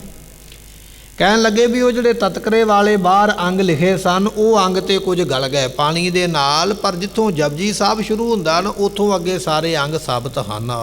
ਅਪਰ ਲਗਾਏ ਸੁਧਾਰਿਓ ਸੋਏ। ਤੇ ਉਸ ਵੇਲੇ ਫਿਰ ਧੀਰਮਲ ਨੇ ਬੜੇ ਸੋਹਣੇ ਲਖਾਰੀ ਲਾ ਕੇ, ਬੜੇ ਸੋਹਣੇ ਕਾਗਜ਼ ਵਾਲੇ ਲਾ ਕੇ, ਸੋਹਣਾ ਕਾਗਜ਼ ਲਾ ਕੇ ਫਿਰ ਉਸ ਨੂੰ ਠੀਕ ਕਰ ਲਿਆ। ਉਹ ਜਿਹੜਾ ਤਤਕਰਾ ਲਿਖਿਆ ਸੀਗਾ ਉਸ ਨੂੰ ਫਿਰ ਦੁਬਾਰਾ ਸੁਧਾਰਿਆ ਹੈ। ਅਬਲਾ ਚਿੰਨਤ ਪੱਤਰੇ ਸਾਰੇ। ਕਵੀ ਸੰਤੋਖ ਸਿੰਘ ਜੀ ਕਹਿੰਦੇ ਅੱਜ ਵੀ ਜਦੋਂ ਤੁਸੀਂ ਜਾਓਗੇ ਨਾ ਕਰਤਾਰਪੁਰ ਉਸ ਸਰੂਪ ਦੇ ਦਰਸ਼ਨ ਕਰੋਗੇ ਨਾ, ਤੇ ਉਹ ਪੱਤਰੇ ਜਿਹੜੇ ਬਾਹਰੋਂ ਲੱਗੇ ਹੋਏ ਨੇ ਉਹ ਵੱਖਰੇ ਅੱਜ ਵੀ ਦਿਖਾਈ ਦਿੰਦੇ ਨੇ। ਉਹ ਪੱਤਰੇ ਗੁਰੂ ਅਰਜਨ ਸਾਹਿਬ ਪਾਤਸ਼ਾਹ ਦੇ ਲੱਗੇ ਹੋਏ ਪੱਤਰਿਆਂ ਦੇ ਨਾਲ ਅੱਜ ਵੀ ਮੇਲ ਨਹੀਂ ਖਾਂਦੇ।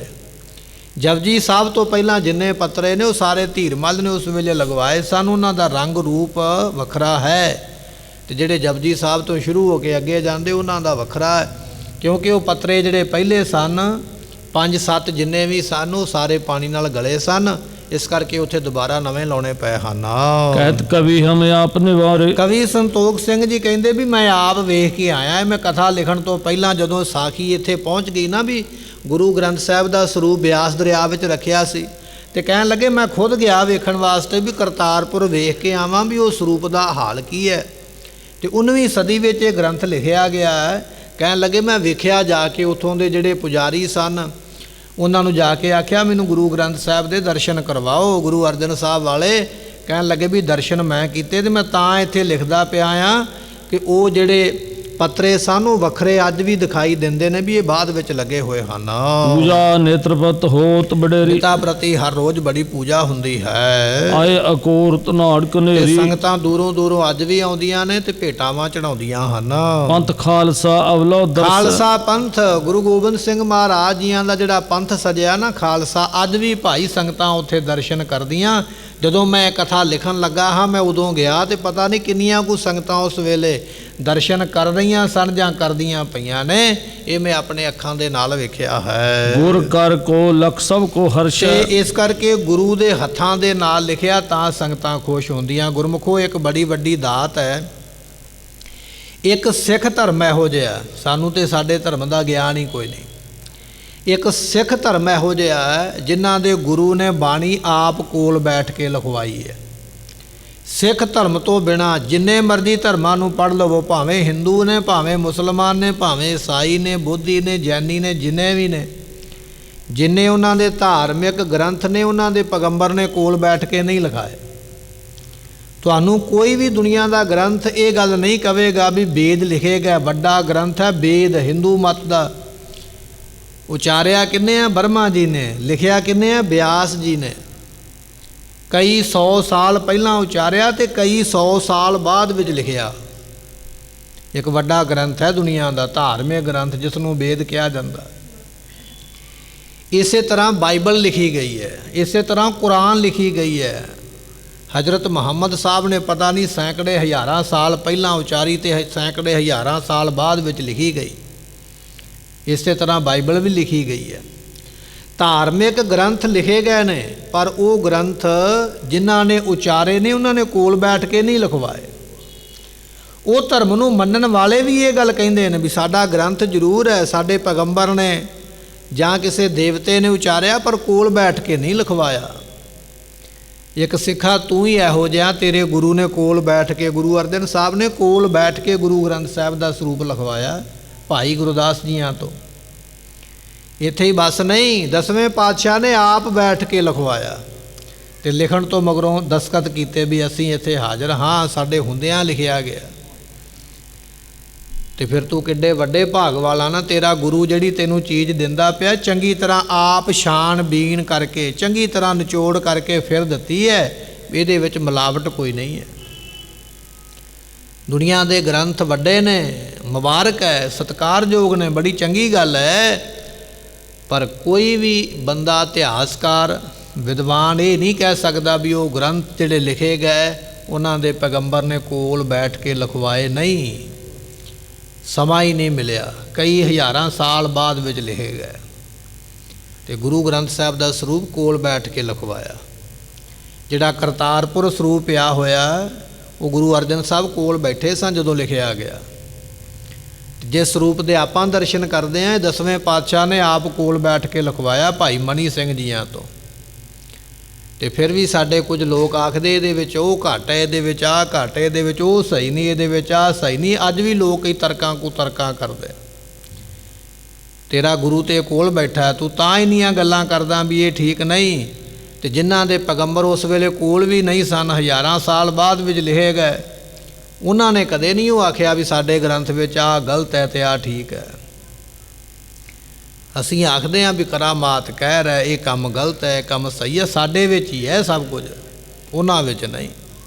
ਕਦੇ ਕਿਸੇ ਹਿੰਦੂ ਤੋਂ ਸੁਣਿਆ ਵੀ ਉਹਨੇ ਆਖਿਆ ਹੋਵੇ ਵੀ ਵੇਦ ਸ਼ਾਸਤਰ ਗਲਤ ਨੇ, ਕਦੇ ਕਿਸੇ ਮੁਸਲਮਾਨ ਤੋਂ ਸੁਣਿਆ ਵੀ ਕੁਰਾਨ ਗਲਤ ਹੈ, ਕਦੇ ਕਿਸੇ ਈਸਾਈ ਤੋਂ ਸੁਣਿਆ ਵੀ ਬਾਈਬਲ ਗਲਤ ਹੈ। ਪਰ ਸਿੱਖ ਤੋਂ ਜ਼ਰੂਰ ਸੁਣਨ ਵਾਸਤੇ ਮਿਲੇਗਾ ਇਹ ਵੀ ਗ੍ਰੰਥ ਗਲਤ ਹੈ, ਉਹ ਵੀ ਗ੍ਰੰਥ ਠੀਕ ਨਹੀਂ, ਇਹਦੀ ਵੀ ਸੋਧ ਹੋਣ ਵਾਲੀ ਹੈ, ਉਹਦੀ ਵੀ ਸੋਧ ਹੋਣ ਵਾਲੀ ਹੈ। ਹਰ 40-50 ਸਾਲ ਬਾਅਦ ਅਸੀਂ ਇੱਕ ਪਾਰਟੀ ਬਣਾ ਕੇ ਇੱਕ ਮੀਟਿੰਗ ਬੁਲਾ ਲੈਂਦੇ ਹਾਂ, ਕੁਝ ਬੰਦਿਆਂ ਨੂੰ ਇਕੱਠੇ ਕਰਕੇ ਉਹਨਾਂ ਨੂੰ ਆਖਿਆ ਜਾਂਦਾ ਹੁਣ ਸੋਧ ਕਰੋ। ਇਸ ਤਰ੍ਹਾਂ ਦੀਆਂ ਕਮੇਟੀਆਂ ਬਣਾ ਲਈਆਂ ਜਾਂਦੀਆਂ। ਸਤਿਗੁਰੂ ਪਾਤਸ਼ਾਹ ਮਹਾਰਾਜ ਜੀਆਂ ਨੇ ਜਿਹੜਾ ਸਰੂਪ ਲਿਖਾਇਆ ਗੁਰੂ ਅਰਜਨ ਸਾਹਿਬ ਜੀਆਂ ਨੇ, ਅੱਜ ਵੀ ਸੰਗਤਾਂ ਕਰਤਾਰਪੁਰ ਜਾ ਕੇ ਉਸ ਸਰੂਪ ਦੇ ਦਰਸ਼ਨ ਕਰਦੀਆਂ ਨੇ, ਪਰ ਉਹਦੇ ਵਿੱਚ ਨਾਵੇਂ ਪਾਤਸ਼ਾਹ ਦੀ ਬਾਣੀ ਨਹੀਂ ਹੈ, ਗੁਰੂ ਤੇਗ ਬਹਾਦਰ ਪਾਤਸ਼ਾਹ ਦੀ ਬਾਣੀ ਉਹਦੇ ਵਿੱਚ ਨਹੀਂ।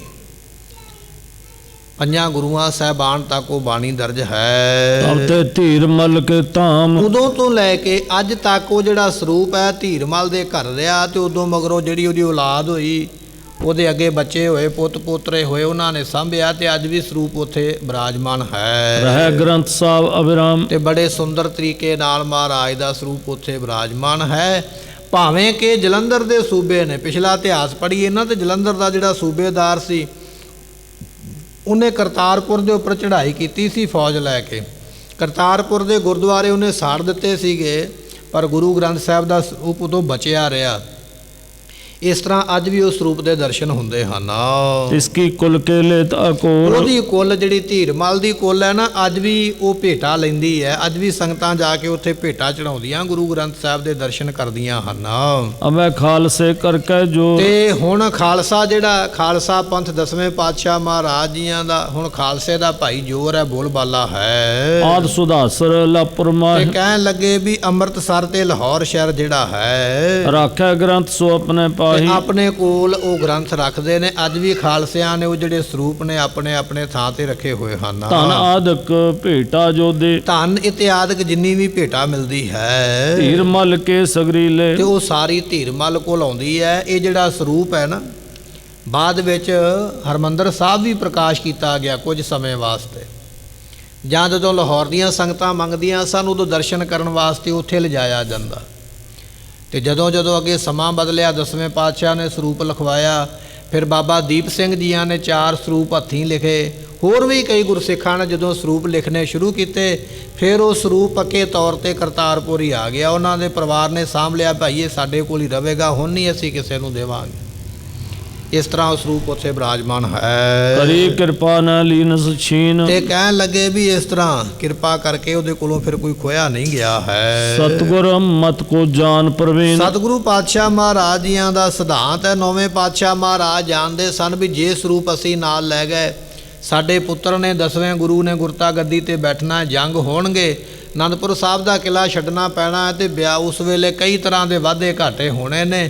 ਇਹ ਅਮੋਲਕ ਚੀਜ਼ ਕਿਤੇ ਗੁੰਮ ਨਾ ਹੋ ਜਾਵੇ, ਇਸ ਕਰਕੇ ਇਹ ਗੱਲ ਨੂੰ ਦੂਰ ਅੰਦੇਸ਼ੀ ਨੂੰ ਜਾਣਦਿਆਂ ਹੋਇਆਂ 10ਵੇਂ ਪਾਤਸ਼ਾਹ ਨੇ ਉਹ ਜਿਹੜਾ 9ਵੇਂ ਪਾਤਸ਼ਾਹ ਨੇ ਉਹ ਜਿਹੜਾ ਸਰੂਪ ਹੈ ਧੀਰਮਲ ਨੂੰ ਤਾਂ ਕਰਕੇ ਦਿੱਤਾ ਹੈ। ਉਹਨੇ ਭਵਿੱਖਤ ਕੀ ਸੁਧ ਨਾਹੀ, ਉਸ ਤੋਂ ਮਗਰੋਂ ਸੰਗਤਾਂ ਨੂੰ ਤੇ ਪਤਾ ਨਹੀਂ ਵੀ ਆਉਣ ਵਾਲਾ ਸਮਾਂ ਕਿਸ ਤਰ੍ਹਾਂ ਦਾ ਹੈ। ਲੇਹ ਪੰਥ ਕੈ ਰਹਿ ਤਿਨ ਹੁਣ ਪਾਹੀ, ਇਹ ਨਹੀਂ ਪਤਾ ਵੀ ਉਹ ਸਰੂਪ ਖਾਲਸੇ ਪੰਥ ਕੋਲ ਆਵੇਗਾ ਕਿ ਉਹਨਾਂ ਦੇ ਕੋਲ ਰਹੇਗਾ। ਕਵੀ ਜੀ ਕਹਿੰਦੇ ਵੀ ਜਦੋਂ ਮੈਂ ਇਹ ਗ੍ਰੰਥ ਲਿਖਿਆ ਸੀ, ਉਦੋਂ ਤੇ ਸਰੂਪ ਸੀਗਾ ਧੀਰਮਲ ਦੇ ਪਰਿਵਾਰ ਕੋਲ, ਪਰ ਇਸ ਗ੍ਰੰਥ ਲਿਖੇ ਨੂੰ ਵੀ ਕਾਫੀ ਲੰਮਾ ਸਮਾਂ ਹੋ ਗਿਆ। ਹੁਣ ਬਾਅਦ ਵਿੱਚ ਇਹ ਨਹੀਂ ਪਤਾ ਵੀ ਉਹ ਸਰੂਪ ਪਰਿਵਾਰ ਹੀ ਰੱਖੇਗਾ ਕਿ ਜਾਂ ਧੀਰਮਲ ਦੇ ਕੋਲੋਂ ਖਾਲਸਾ ਲੈ ਲਵੇਗਾ।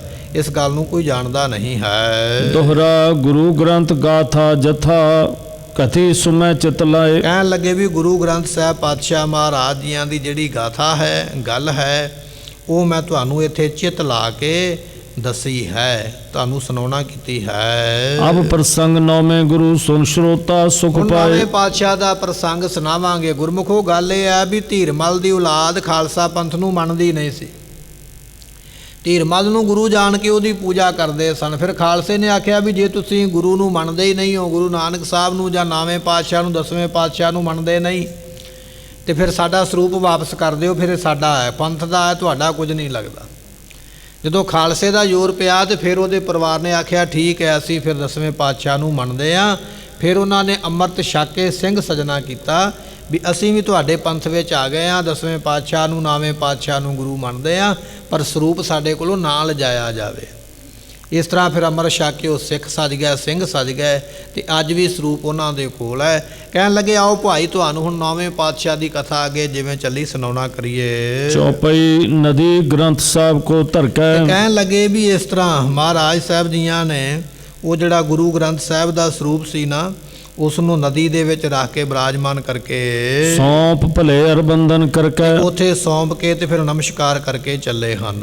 ਜਾਏ ਮਜ਼ਲ ਉਤਰੇ ਨਿਸਜਾਨ। ਸਤਿਗੁਰੂ ਪਾਤਸ਼ਾਹ ਜੀ ਮਜਲ ਦੇ ਇਲਾਕੇ ਵਿੱਚ ਕਹਿਣ ਲੱਗੇ ਕਰਤਾਰਪੁਰ ਤੋਂ ਕੁਝ ਵਾਟ ਤੇ ਪਿੰਡ ਹੈ ਹਜ਼ਾਰਾ ਪਿੰਡ ਹੈ। ਅੱਜ ਵੀ ਜਿਹੜੇ ਕਰਤਾਰਪੁਰ ਦੇ ਵਸਨੀਕ ਨੇ ਉਹਦੇ ਨੇੜੇ ਇੱਕ ਪਿੰਡ ਹੈ ਹਜ਼ਾਰਾ। ਕਹਿਣ ਲੱਗੇ ਉਸ ਹਜ਼ਾਰੇ ਪਿੰਡ ਵਿੱਚ ਜਾ ਕੇ 9ਵੇਂ ਪਾਤਸ਼ਾਹ ਨੇ ਵਿਸਰਾਮ ਕੀਤਾ ਸੀ ਰਾਤ ਦਾ। ਸੋ ਇਹਦੇ ਲਾਗੇ ਹੀ ਦੁਰਗਾ ਨਾਮ ਦਾ ਇੱਕ ਪਿੰਡ ਹੈ ਤੇ ਉੱਥੇ ਮਹਾਰਾਜ ਦੀ ਯਾਦ ਵਿੱਚ ਅੱਜ ਵੀ ਗੁਰਦੁਆਰਾ ਬਣਿਆ ਹੋਇਆ।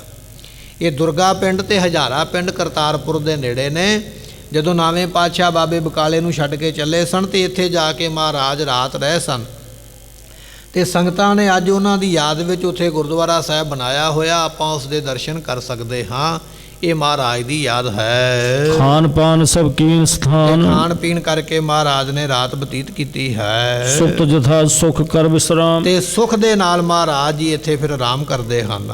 ਜਾਰੀ ਜਾਮਨ ਜਾਨ ਸੁਜਾਮ। ਸਤਿਗੁਰੂ ਪਾਤਸ਼ਾਹ ਨੇ ਵੇਖਿਆ ਵੀ ਹੁਣ ਅੰਮ੍ਰਿਤ ਵੇਲਾ ਹੋਇਆ ਤੇ ਉਸ ਵੇਲੇ ਜਾਗੇ ਹਨ। ਸੋਚ ਇਸ਼ਨਾਨ ਕੀਨ ਗੁਰਪੂਰੇ। ਪੂਰੇ ਗੁਰੂ ਪਾਤਸ਼ਾਹ ਨੇ ਸੌਚ ਕਿਰਿਆ ਤੇ ਇਸ਼ਨਾਨ ਕੀਤਾ ਹੈ। ਦਾਸਨ ਸੁਖਦ ਚਲਤ ਜਨ ਰੂਰੇ। ਦਾਸਾਂ ਨੂੰ ਸੁਖ ਦੇਣ ਵਾਲੇ ਜਿਨ੍ਹਾਂ ਦੇ ਕੌਤਕ ਹਨ। ਆਸਾ ਵਾਰ ਰਵਾਈ ਗਾਵਤ। ਰਬਾਬੀ ਸਿੰਘ ਆ ਗਏ, ਕੀਰਤਨੀਏ ਆ ਗਏ, ਆਸਾ ਦੀ ਵਾਰ ਦਾ ਕੀਰਤਨ ਸੁਣਾਉਂਦੇ ਹਨ। ਸੁਨੈ ਸਿੱਖ ਸਭ ਪਾਪ ਜਿਹੜੇ ਮਿਟਾਵਤ। ਸਿੱਖ ਸੁਣਦੇ ਨੇ ਭਾਈ ਉਹਨਾਂ ਦੇ ਪਾਪ ਨਾਸ ਹੋ ਜਾਂਦੇ ਹਨ। ਸਤਿਗੁਰ ਧਿਆਨ ਲਾਏ ਕਰ। ਸਤਿਗੁਰੂ ਜੀ ਆਪਣੇ ਨਿੱਜੀ ਧਿਆਨ ਵਿੱਚ ਉਸ ਵੇਲੇ ਟਿਕੇ ਹਨ। ਨਿਜ ਸਰੂਪ ਮੈਂ ਇਕਤਾ ਕਰੇ। ਆਪਣੇ ਨਿੱਜੀ ਸਰੂਪ ਦੇ ਵਿੱਚ ਮਹਾਰਾਜ ਸਥਿਤ ਹੋਏ। ਸਤਿਗੁਰੂ ਜੀ ਬਾਬੇ ਬਕਾਲੇ ਤੋਂ ਚੱਲ ਕੇ ਕਰਤਾਰਪੁਰ ਦੇ ਨੇੜੇ ਪਿੰਡ ਹੈ ਦੁਰਗਾ, ਉੱਥੇ ਰਾਤ ਰਹੇ ਨੇ। ਇੱਥੋਂ ਹੁਣ ਚੱਲ ਕੇ ਮਹਾਰਾਜ ਜੀ ਆਨੰਦਪੁਰ ਨੂੰ ਕਿਵੇਂ ਜਾਂਦੇ ਨੇ, ਜਾਂ ਆਨੰਦਪੁਰ ਦਾ ਪਹਿਲਾ ਨਾਮ ਕੀ ਸੀ, ਜਾਂ ਮਹਾਰਾਜ ਦਾ ਉਧਰ ਨੂੰ ਜਾਣ ਦਾ ਕਾਰਨ ਕੀ ਸੀਗਾ, ਕਿਉਂ ਗਏ ਆਨੰਦਪੁਰ ਸਾਹਿਬ, ਕੀ ਕਾਰਨ ਸੀ, ਉਹ ਆਪਾਂ ਕੱਲ ਦੇ ਦੀਵਾਨ ਵਿੱਚ ਸਰਵਣ ਕਰਾਂਗੇ। ਸਮੇਂ ਦੀ ਸਮਾਪਤੀ, ਭੁੱਲਾਂ ਦੀ ਮੁਆਫੀ, ਬਚਨ ਗੁਰੂ ਕਾ ਜਾਣ ਕੇ ਹਿਰਦੇ ਵਸੇ। ਭੁੱਲਾਂ ਦਾਸ ਦੀਆਂ ਮੁਆਫ ਕਰਨੀਆਂ ਆਪ ਸੰਗਤਾਂ ਨੇ ਕੱਲ ਨੂੰ ਸਮੇਂ ਸਿਰ ਪਹੁੰਚ ਕੇ ਸਰਵਣ ਕਰਨਾ ਕਿ 9ਵੇਂ ਪਾਤਸ਼ਾਹ ਮਹਾਰਾਜ ਨੇ ਅੱਗੇ ਕੀ ਕੌਤਕ ਕੀਤਾ ਹੈ। ਲੇਖਾ ਕਤਹਿ ਨ ਛੂਟੀ ਹੈ, ਬਖਸ਼ਨਹਾਰ ਬਖਸ਼ ਲੈ।